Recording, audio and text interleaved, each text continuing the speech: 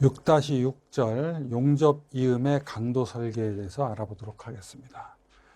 용접부의 설계 방법의 일반적인 어떤 방법에 대해서 알아보면 여러 번 지저분하게 용접하지 않는다. 한 번에 쭉 용접을 한다는 거죠. 그리고 용접부가 서로 엇갈리게 해서 한 곳만 약하게 하지 않는다. 용접부가 연결이 쭉 한쪽으로 연결이 쭉 돼가지고 그 부분이 열 영향이 계속 받아서 약하게 되면 곤란하기 때문에 용접부를 서로 엇갈리게 해야 된다라는 얘기고요. 그다음에 내부 압력이 작용할 경우 압력의 작용 방향을 고려해서 용접한다라는 거. 그다음에 하중의 방향을 고려해서 거기에 대비한 용접을 한다라는 겁니다. 용접부에 설계하는 방법은 다음과 같은 거죠. 예를 들어서 이렇게 돼 있을 때 여기 부분에 용접 부분이 겹치게 되면 이 부분이 약해지니까 용접 부분을 좀 흩어서 집중되는 현상을 막아줘야 된다는 거고요. 그다음에 용접부가 이렇게 연결이 되면 열영향부가 쭉 연결이 되지 않습니까? 영향부가 연결되고 이런 데가 많이 모이기 때문에 그런 것들을 막기 위해서 이 용접을 가능하면 이렇게 지그재그로 엇갈리게 용접을 해줘야 된다라는 거고요. 압력이 이렇게 작용을 할 경우에 용접을 이렇게 하면 걸려서 압력이 약해질 수가 있기 때문에 이 용접 부분이 이렇게 모이게 해주는 것이 더 유리하다라는 거고요. 그 다음에 힘의 작용이 이렇게 될 경우에 용접을 여기에 받쳐주는 것보다는 이쪽에 용접을 해주는 게 힘에 좀 더 잘 버틴다라는 거죠. 그래서 용접부의 일반적인 어떤 설계를 할 때 이렇게 설계를 해주는 것이 맞겠습니다.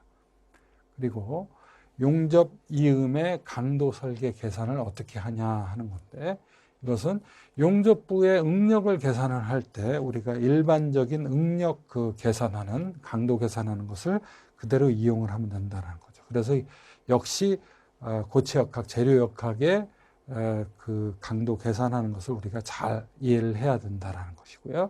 목두께라고 하는 용어가 나왔었죠. 목두께는 용접부에 대한 응력을 계산하기 위해서 우리가 사용하는 길이가 되겠습니다. 그래서 제일 얇은 단면의 두께를 기준으로 우리가 목두께를 결정을 해야 됩니다.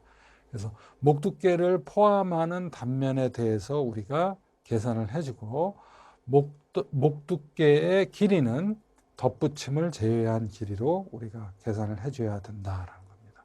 목두께에 대해서 알아보면 맞대기 이음의 목두께 같은 경우에는 이게 T라고 하는 V자형 그루브 용접 같은 경우죠. 이게 덧붙임이 있고 이렇게 나와 있다라고 할 경우에 이게 두께가 이제 T라고 L이라고 한다면 그러면 목 두께는 L하고 동일하게 되는 거죠. 그래서 덧살 이렇게 덧붙여 있는 이런 살들이 올라와 있을 때 목 두께는 이렇게 될 거고요. 그 다음에 두께가 똑같은 경우에 이렇게 되는 거고, 두께가 다르다. 이쪽이 T1이고 이쪽이 T2다. 그럴 경우에 목 두께는 T1하고 같겠죠. 네, T1이랑 같을 거고요. 그 다음에 다음과 같이 이렇게 U자형, X자형 그루브 형태로 할 경우에는 목 두께라고 하는 것은 우리가 이 전체 두께에서 이 부분을 뺀 부분이 목 두께가 될 겁니다. 그래서 간격이 없을 경우에는 그렇게 목 두께를 생각을 해줘야 될 거고요. 그래서 맞대기 이음의 목 두께는 그런 식으로 계산을 해줘야 되고요. 이 맞대기 강도 설계에 있어서 맞대기 이음 용접인 경우에는 두께가 같은 경우에 모재의 경우, 첫 번째 경우죠. 그럴 경우에 인장 하중이 작용을 하게 되면 용접부가 받을 수 있는 인장 하중은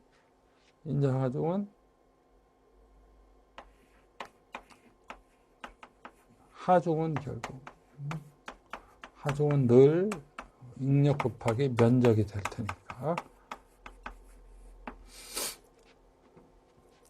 응력